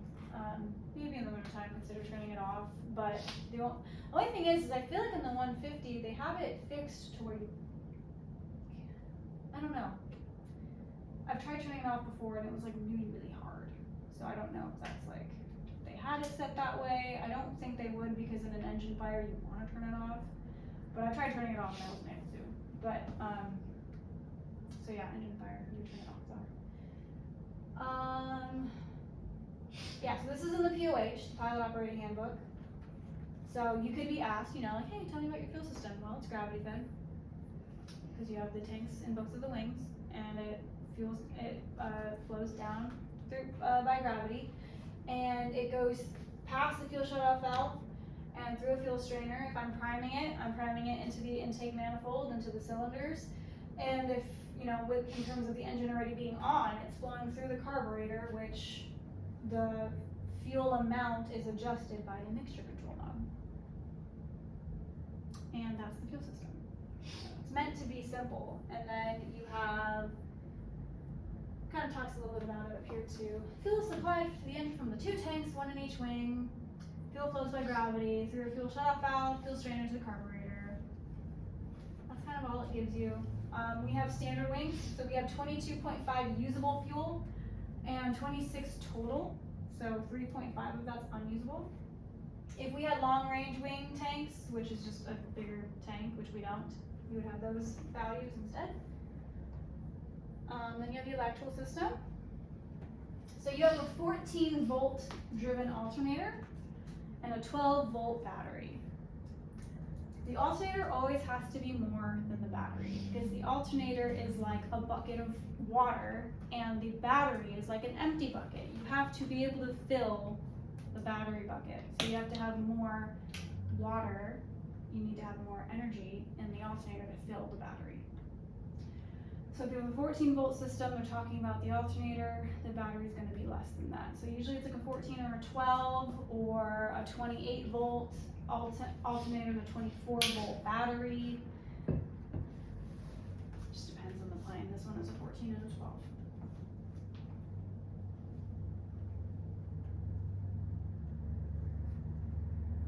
We have a single bus bar. So a bus, an electrical bus, is just basically like a metal bar that all of the electrical components are hooked up to. And what it does is it regulates the flow of electricity. Because otherwise you would have like a bunch of like amps flowing into one component or into another component over voltage and then electrical fire. The bus regulates the electrical current into everything. It regulates the appropriate amount into each component. So like the lights, the flaps, the radios, the navigation. Master switch controls the power to all the circuits except the engine ignition system and the optional clock and optional flight recorder. So we do have a clock. I do believe it's in-off though. And then the flight recorder is the hogs. And the hogs is only operative when the engine is operating. Some flight schools, they have the hogs operating based off of the master switch being on, which ends up costing the student more. Yeah, so we don't do that. Ammeter, that's what indicates the flow of the current in amps. So it's either at zero, should be either at 0 or above 0. If it's negative, there's a discharge, which means the alternator is not charging the battery. Fuses and circuit breakers, I think again we only have one circuit breaker and I believe it's for the GPS. Here's your electrical schematic. So there's your bus. Everything's connected to the bus. So you have all the radios, nav lights, PWD, flashing beacon, landing lights, wing flaps, and then it just tells you the other components, like you have an alternator, you have a regulator, kind of just does what it sounds like. It regulates the flow of energy from the alternator. Master switch. There's your starter contactor, which is connected to the starter switch. So once you put that to start, and here's your mags, then the starter contactor turns on, engages the starter, which engages towards the flywheel, starts the propeller to spin. There's your battery, and then here's like a little legend for the different symbols. We do not have a cigar lighter anymore. That is now a charger. You used to be able to smoke when you flew. Times have changed. But if you fly, oh, and well, in the 150 we have a little in the door. That's where you would put cigarettes. It's still there. I think there's batteries in there now. But yeah, you could put cigarettes in there. Crazy.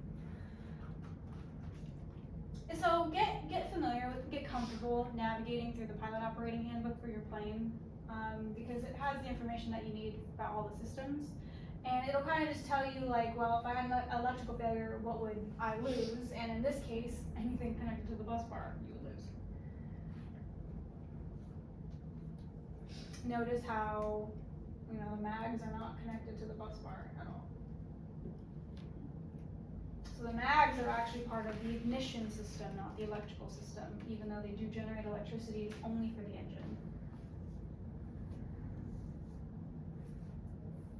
Cabin heating and ventilating systems, we talked about that. You have the cabin heat, cabin air knobs. Heated fresh air and outside air are blended in a cabin manifold just aft of the firewall, so just behind the firewall. And then the air is vented into the cabin from outlets in the cabin manifold near the pilot and passenger's feet. We don't have defrost air, so I don't know if we had that removed or what. Parking brake system, our parking brake doesn't work, so I'm not gonna talk about that. And then, oh,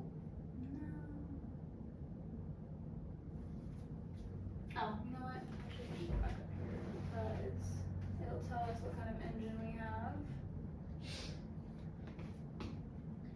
We have an O200 Alpha. It's a Continental, that's just the manufacturer of the engine. The two main ones you'll see is Continental and Lycoming. So we have an O200 Alpha. If it was fuel injected, it would say IO. I don't think there is an IO 200, but it would be like IO 360 or something. But because there's no I, we know it's not fuel injected. And then we have 100 rated horsepower if you're at 2,750 RPM. We are fixed pitch, so I said constant speed prop. You cannot adjust the propeller. It is what it is. It's adjusted. The way it is the way it is. You can't adjust it. So this is like one of the very first pages of the POH. So this is important information. Max gross weight 1,600 pounds. It should also tell you our service ceiling is 12,650 feet. So our service ceiling is, I want to say, if you try to climb at that altitude, it won't climb more than 50 feet per minute. It's either 50 or 100 feet per minute. Your absolute ceiling is when the plane will just not climb at all. But service ceiling, it'll climb, but like barely.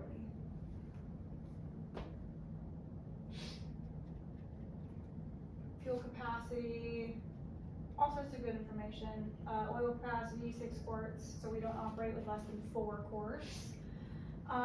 Really the plane doesn't like being full of oil. She'll spit out most of it if you fill her up to 6.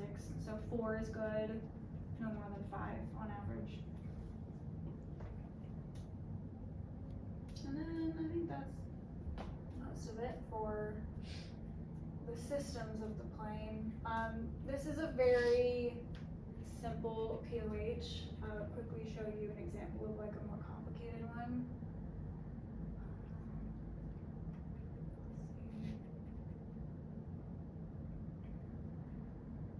So this one's 500 pages almost.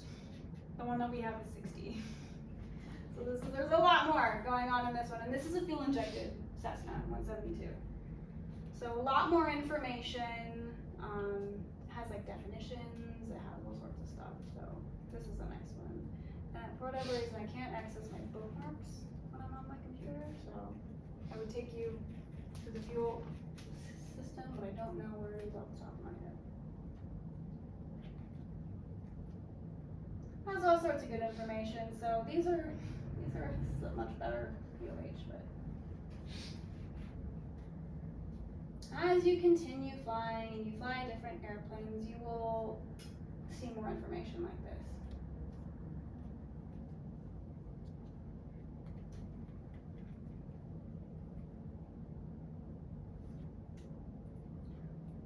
And then I just wanted to show you, this is a Cessna 172 engine. So this is a Lycoming engine, just a different manufacturer, 4 cylinders. Here's 1 cylinder. The other one was removed because it was being replaced. And then there's 2 more on either side. You have 2 spark plugs on top and on the bottom. So there's a spark plug right there. These ones were removed. There should be 2 down here, and then there would be 2 up top. So the pistons are inside, so you can't see those. If you had a fuel injected engine, you would have like a little metal hub up here with a bunch of like little tubes going into all of the cylinders. But this is a carbureted 172, so you don't have that. But yeah, this is what an engine looks like. This is the flywheel I was talking about, that gear that the starter engages to. This is an alternator belt. So the alternator's engine driven. Once the engine is running, that belt is connected to the flywheel typically, and it like spins a component of the alternator called the rotor. There's a stator and a rotor part of the alternator. The stator stays still, the rotor rotates, it spins because of the belt. So the belt spins the rotor inside of the stator, and there's little brushes on the rotor part that's spinning, and when the brushes, they're like metal brushes, when they brush the stator part, it generates electricity. But you can't see it in this, but there's the flywheel, cylinders, spark plugs, top and bottom. Here's your magnetos right here. It's inside this chamber. These are the scat tubes I was talking about, so usually those are directing some sort of airflow.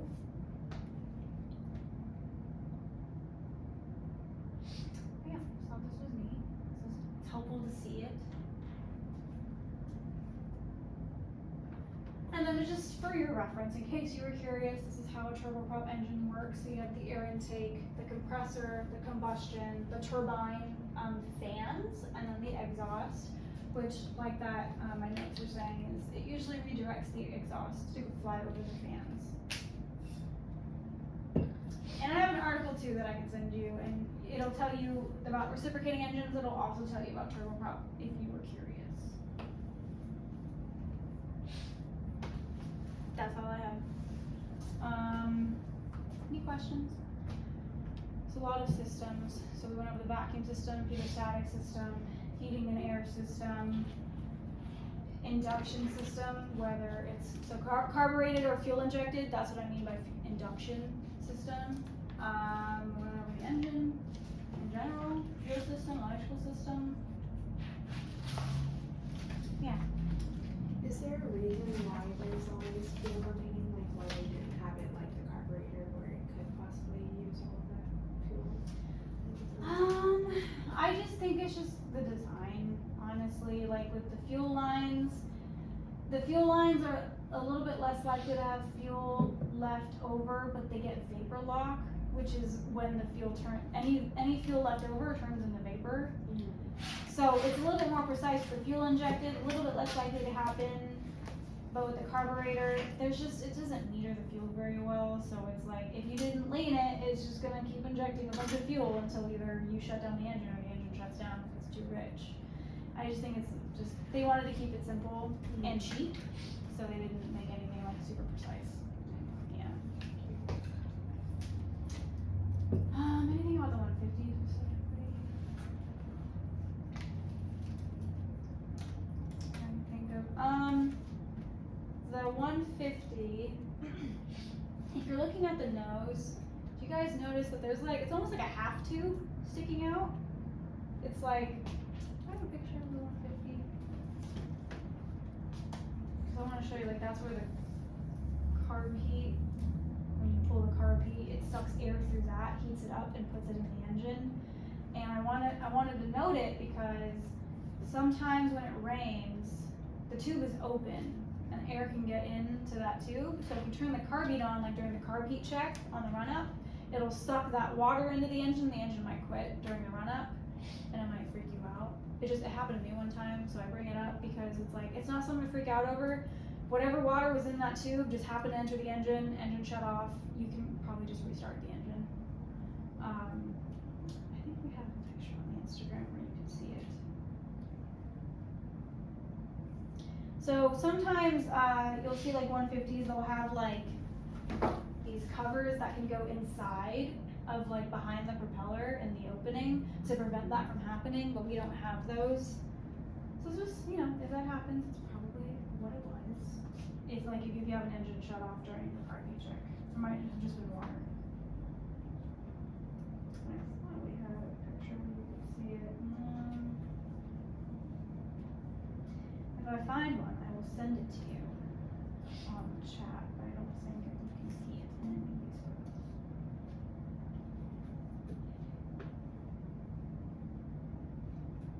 Any questions about like the 150, engine starting, engine shutdown, carb heat stuff?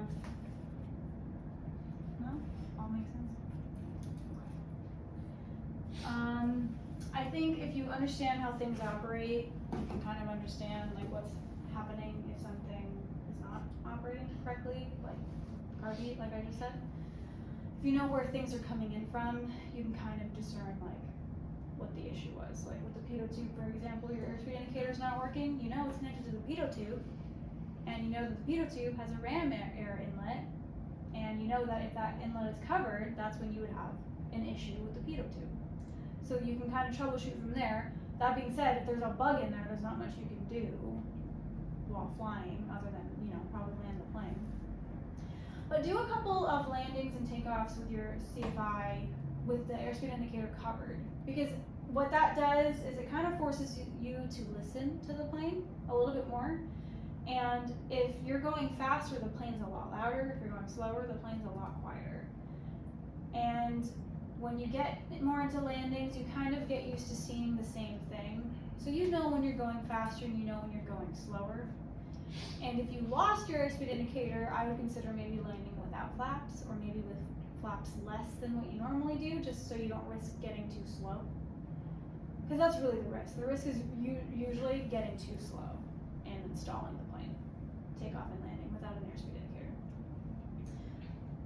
But yeah, try some takeoffs and landings without it, because then you realize like how much, like we almost rely on it for that information, but really like the plane will tell you if you're listening to it.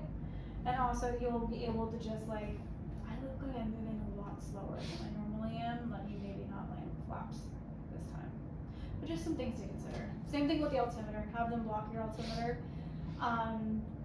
And then like on the downwind leg and the pattern, see if you can determine like, yeah, I'm at 1,000 feet, I'm at pattern altitude, just from memory. And then, you know, they can look and be like, nope, you're way off, or like, yeah, you're right on, you're at 1,000 feet. Just so you're kind of testing like, how much are you paying attention when you're landing and taking off? How aware are you of your spacing? How aware are you of your, like how high you are? Have you really memorized and gotten used to the appropriate sight picture to where you could do it without looking at the instruments? So it kind of forces you to be a little bit more intuitive if you do those simulated landings or takeoffs without those instruments. It's good to do. just to get used to it, and also if you ever end up in that situation, you know how to handle it. Yeah. Are we early? Yeah, we're a little early. It's not technically about this, That's but okay. it relates to the altimeter. Mm-hmm. Would we be able to like walk through how you set your altimeter for the density altitudes? Sure. So first time you set the altimeter usually is when you listen to the weather, right? In the plane. So you set the altimeter. If you were flying from McClellan to Auburn, you probably wouldn't change it more than once. So you'd set it on the ground and then fly, go to Auburn, listen to the weather before you get to Auburn. Auburn will tell you the altimeter setting from their weather reporting system. You would set it and then you would use that. When you're on a cross country, really the only way you'd know to reset the altimeter, there's like two ways. So if you're flying from like here to Reading, there's a couple airports along the way. If you decide not to talk to air traffic control on the way, you could, in theory, find the weather frequencies for the airports along your route, tune in, listen to them, reset the altimeter for that area. If you were on a flight following with ATC, they would tell you the altimeter setting, and then when that controller is like 61329 switch over to, they'll give you a different frequency. You check in on that frequency, which is probably still NorCal approach or Oakland Center, and say Oakland Center or NorCal approach 61329 level 3500.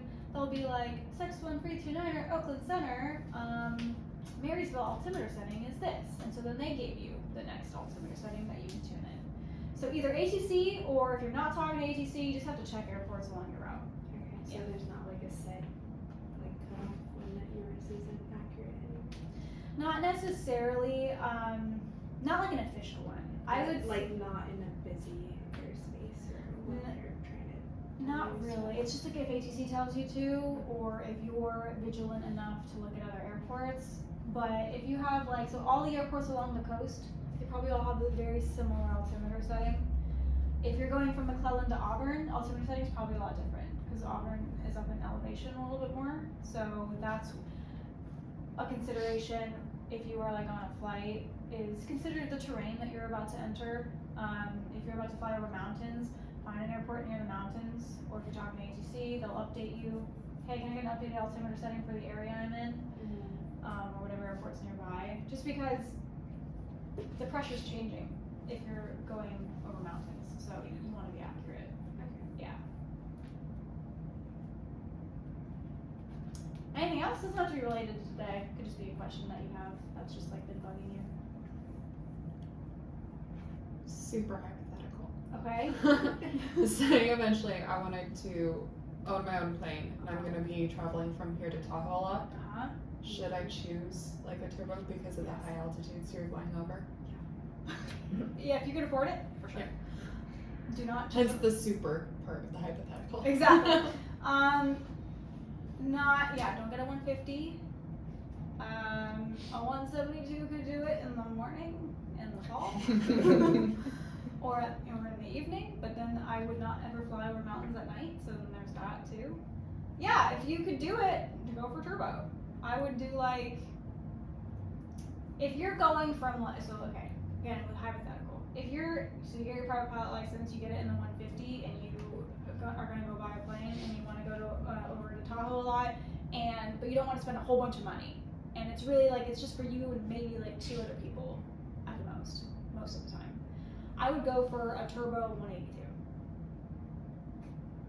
because 182s are easy to transition into if you're flying a 150, or if you're doing training in a 172. Very easy transition. It's still a single engine, but now it's turbo, so there's it's not affected by altitude so much. And 182s are very deceiving because they can actually carry a lot of weight. So the 150 cannot carry really anything beyond you and full fuel sometimes. 172s, 172 it depends on the model. 182s, point blank, are great planes for like first time aircraft owners who want a little bit more. And they have turbo versions, so you're not spending like so much money. I mean, it's still going to be expensive if it's a plane, but it's not as expensive. It's like probably like one of the cheaper options to buy. But yeah, like just so you don't have to worry about it. Because then you can only fly to Tahoe in very specific situations with anything less than that. You can do it. No, I don't have 50. Would not try that. But yeah. Cool. Well, if you have any other questions, let me know. I'm going to send you guys some articles to check out based off of today's topic. And then next week is the 15th, so we're still meeting, but we're not going to meet the 22nd. And we're also not going to meet July 6th. We're going to push that one out because I think everyone's out of town. So it'll just be better. But while we're not meeting on the 22nd, probably like early that week, I'll send you guys like a review test to just do at home, open book, open note. You guys can text each other. You guys can text me. I don't care. To fill it out, and then the lesson after that, on whatever day that is, whatever's after the 22nd, 29th, we'll go over it like in the beginning of the class, just to make sure everyone's like understands whatever the topic was. But it's basically gonna be like scenario-based questions, and most of it will be like, you know, what's it called? Like short answer. I'm not really gonna do like multiple choice. I'm gonna try to make it like more scenario where you have to think and write down what you would do in that situation. Cool. Alright, that's all I have for you guys. Alright. But you didn't get